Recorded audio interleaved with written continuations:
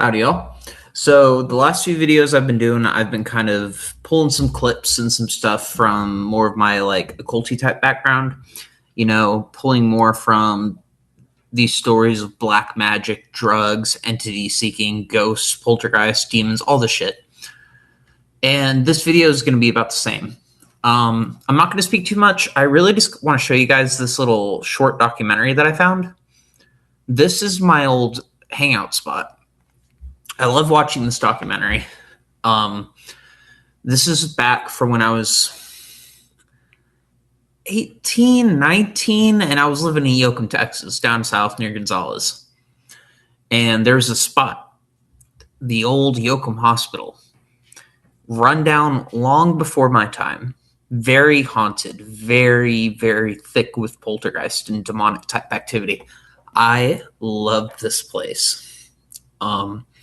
After I moved back to this town after the fallout with my father a year or two had passed, I went back because I couldn't afford housing and I had some friends there. So I was like, well, let me go back. We can, do our shit together. I turned out to be a toxic friend, moved in with this girl, fell in love with her inappropriately. Her father was a member of the Aryan Brotherhood. Not saying any more past that, but I was living with this dude. I was stealing money from them. I was stealing property and pawning it off. Whenever I got arrested by the cops and I had to go spend a little bit of time in jail, he was actually going to bail me out to put me to work on the streets to pay off the fines for the shit that I owed him. So it was a very turbulent time in my life, but there was two places that I found peace. Tex, stop. Dog's looking his nuts. There's two places that I found peace when I didn't want to be in that house. I would go to a creek about a half mile or so up the road. There was a little creek, and it came, and the point where I would go hang out, it was right underneath the bridge, right? So all the water would come down and collect, and if you got in the water and you dug around, you could find animal bones, deers, bear, raccoon, whatever the fuck. I'd just find all these bones and I would collect them, right? And I'd just throw them into the back of my truck, clean them off. Like, it was a little hobby of mine. But the other place was this hospital. Now, there was a door. I'm sure if the hospital's still even around, because it probably should have been demolished by now. There was like holes in the third floor and all this shit dropping down to the very bottom. It was kind of dangerous. But there's a door on the side. And if you had a crowbar or something that you could wedge in there, you could pry open the door and you could crawl inside. And occasionally I'd go there with friends. And sometimes I would just go there by myself to hang out. It was about 3 or 4 stories. And we're talking, this place is the ultimate haunted hospital. There was somebody who got shot in the head. The blood stain's still on the floor. I'd go hang around that spot. There'd be people who would be breaking in for prostitution, sex, drugs. You'd walk into some rooms, pitch black, you shine a flashlight, and you're seeing used condoms and candles and pentagram sigils and all this crazy shit, little used up Coke baggies. It was a very, very trippy place. And I loved being there. It was a connection between heaven and earth, hell and earth even. It was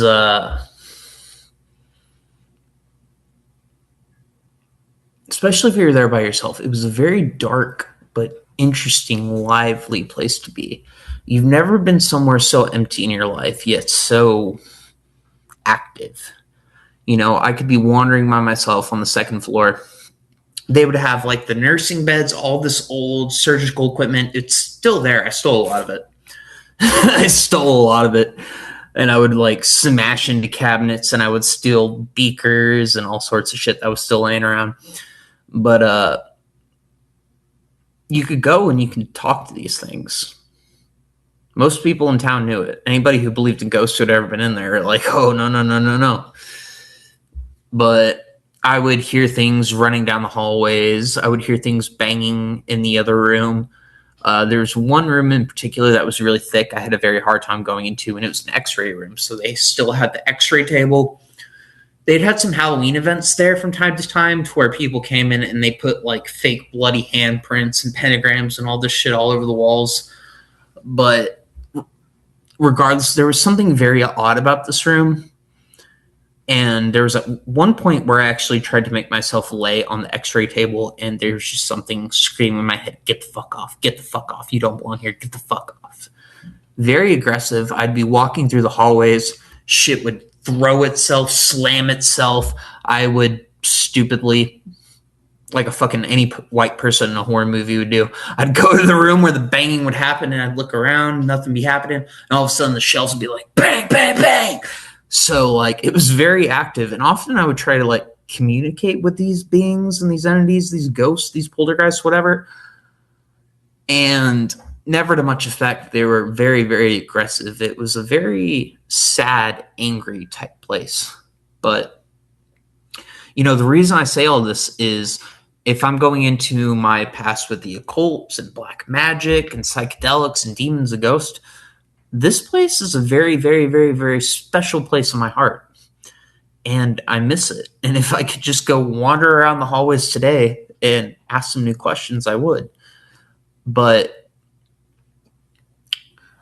I would take the bones from the creek and I would take them to the hospital, and in a way I would kind of supercharge them. I'd do prayers over them, I'd do rituals, incantations, and I would take the essence of death from the creek and merge it with the spirits from the hospital.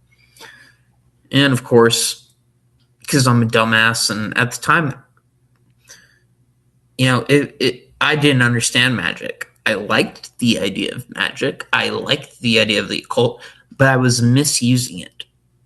And because of that, still to this day, I have experienced many hauntings, poltergeist activity, demonic voices, entities, shadow people. It's still never ended. So I just want to show you guys this documentary. This was my spot. This is where I would go just to think, chill, talk to ghosts. So it's a weird one. Hope you guys like it. Peace and love.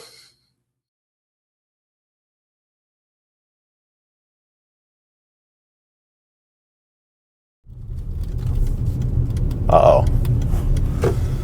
Going on to the other side of the tracks.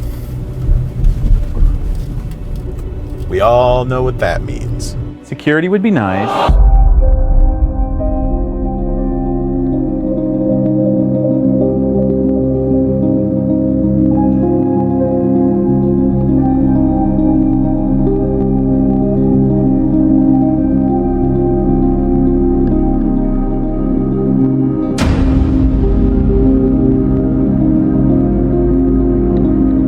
Hello, Russell. Oh, God! You can only see the image I'm seeing right now. It is it is not a good thing to walk into. Well, I hope I didn't frighten Wow. you. Hey, I'm Russell. I'm Robbie. How are you? Good, I guess. I hope I didn't frighten you. Thanks.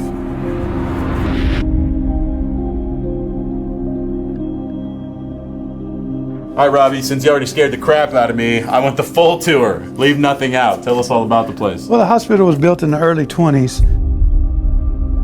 And then the Sisters of the Incarnate Word came along and took over the place. And they ran it till like the mid 80s until some corporation come in and bought the hospital. And then eventually it shut down.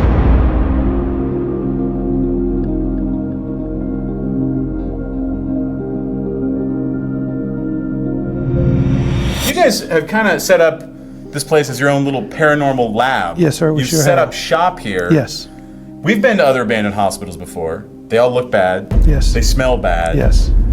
There's the normal drama, trauma, and tragedy of a hospital. But what leads you to believe that this place is haunted? I'm the skeptic of the group. I have to see it to believe it. I have to hear it to believe it. But there's been so many times that we've been here. I've seen things I can't explain. I've heard things I can't explain. So there has to be something here. And here's the chapel.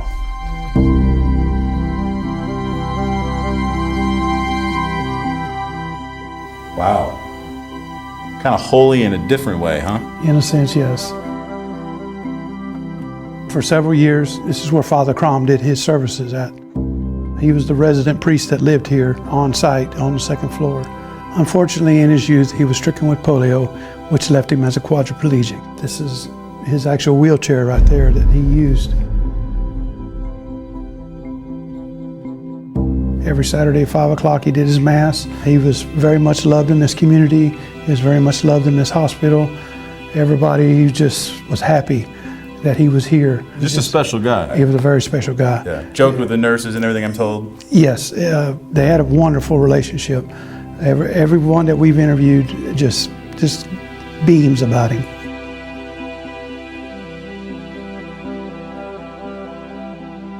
They've all had a special place in their heart for him.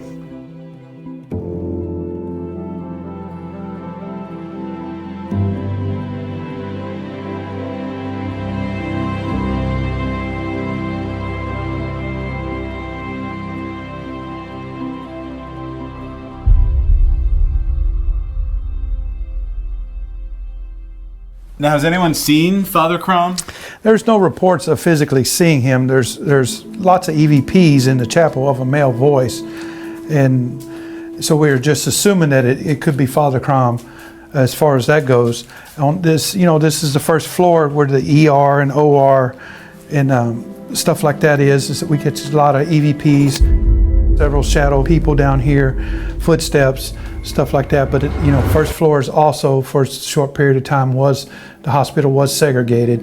So the first floor is where the segregation area was. Wow. Well, I see stairs. I take it that means we're going up them. What is on the second floor? You got your nursery, you got your ICU, you got your waiting rooms, and it's also the site of a murder. Here, we're here at the second floor in the waiting room, and this is the area where the nurse got killed.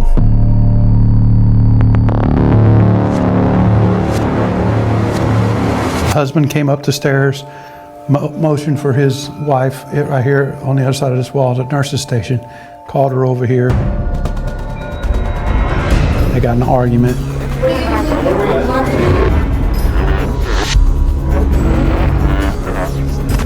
He pulled a gun on her, and then he shot her.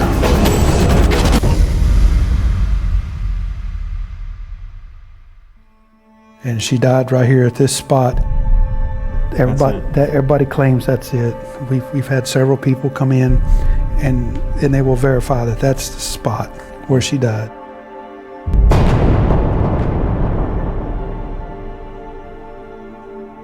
We've been asked to leave the nurse's real name out of our investigation, as her family still lives in Yoakum and believes her spirit still roams the hospital. As for where she is now, Robbie suggests we talk to his fellow team member, Denise. So, Denise, we're not far from where the nurse was shot here in the second floor, over here by the nursery. And I understand this is a hotbed of activity, no matter which floor you're on. And it's in this area, right here actually, where someone saw a full-body apparition. Right. What happened? We were here for an investigation, and this woman was in the nursery, and she just started screaming and screaming, and we ran up to her, and she said, "Oh my, I came face to face with the nurse." And the nurse smiled at her, let her go by, and she walked away, and she left the investigation after that. Just hearing that story, I'm about to be gone too, and I'm not even there yet.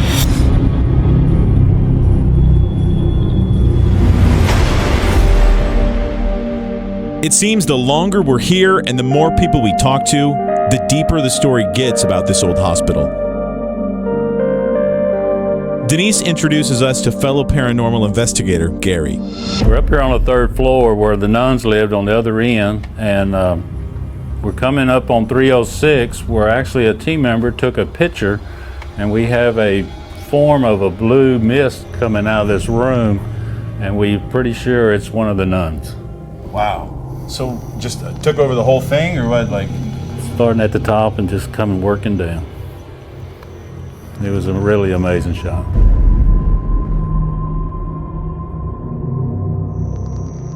Could what Gary saw in this doorway be the ghost of a nun who served here and is still roaming the halls caring for the spirits here?